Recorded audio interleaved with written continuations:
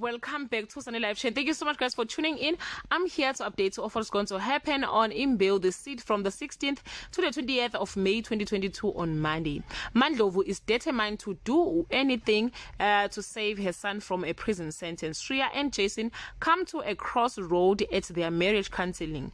Tusheleni backless under the pressure of having her friend as tenant on Tuesday. Differences emerge in Shreya and Jason's premarital counseling.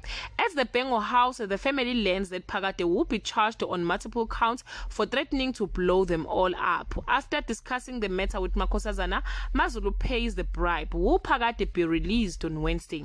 Mrs. Price doesn't want her son to be a hand-picked husband. Nkulego wants Mazulu to hand over her city to him as CEO. Mazulu comes to Phakade to offer him 5% of her shares in exchange for his support in the boardroom on Thursday.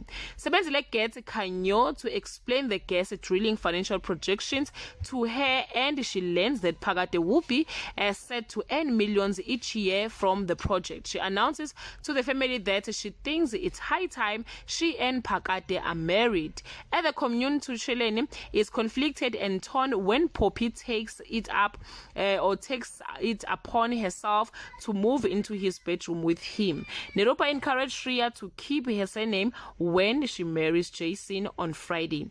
Maluchu and Shongololo finally reaches an agreement, but there is still a question about who will be a CEO.